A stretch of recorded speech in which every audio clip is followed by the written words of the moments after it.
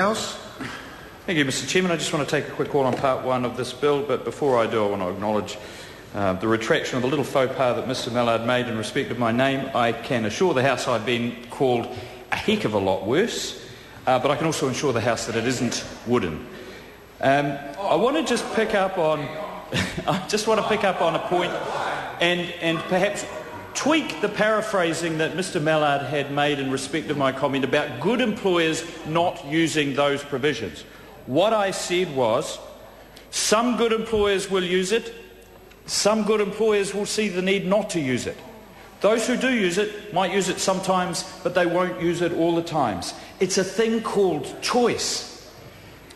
And what we heard when we heard in submissions, well, that's a very good question, and that was the sort of questions that submitters were being asked by members on the other side in respect of what choice does an employee have if they are offered an employment agreement with a 90-day probation period in it and they don't feel comfortable about it. And the answer was, of course, they have a choice to either accept the offer on those terms or not accept the offer. And here we go, we hear the wailing and the gnashing of teeth.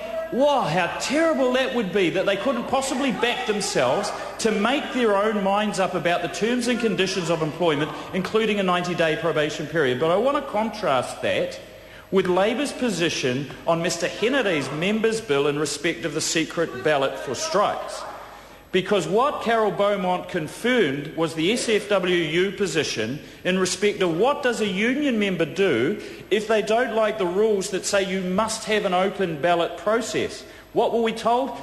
You leave. You're free to leave. If you don't like it, just go. And I think people who listen will see the terrible inconsistency about that. No, look, it's protection. But protection, as long as you want to go with the flow, don't possibly have any independent thought about what's going on in your union. If you don't like it, there's the door. And that's what we have, Mr. Chairman, an inconsistency between the choices for employers and employees in respect of the Employment Relations Agreement, but no choice for union members if they want to actually have a secret ballot. Wouldn't possibly give them that because we don't trust them. And I think there is a serious inconsistency in Labour's position on that.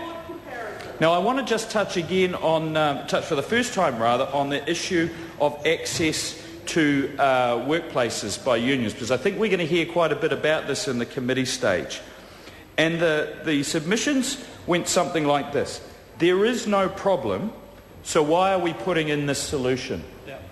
Actually, that wasn't what we heard entirely. We heard that there were problems. Again, problems at the margins. But as Carol Beaumont tells us, what the Labour Party believe is, as long as there are problems with employers, you lock them down. But if there are problems with a few errant unions and employees, there's no need to do that.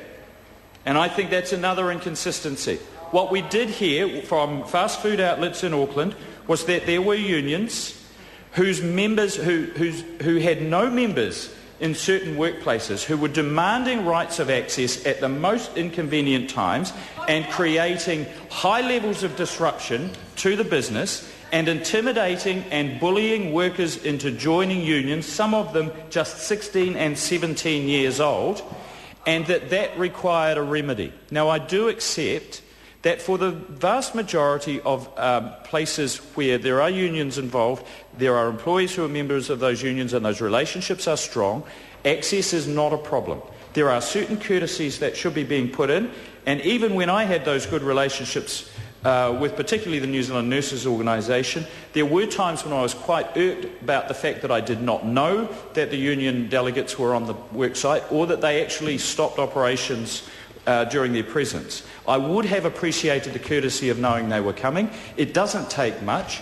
As the Service and Food Workers Union pointed out, they have 21,000 contacts of their union delegates into workplaces every year, and it just does not make sense to put in place an overly burdensome process for arranging access, and this bill doesn't do that. This bill is not prescriptive in respect of the manner in which those agreements can be reached.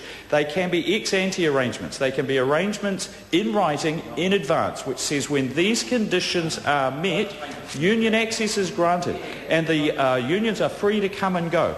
But what employers can also have a right to expect is that they have sovereignty over the premises that they own or lease. Mr. Chairman, Michael Woodhouse. just wind this point up because I think it's an important one.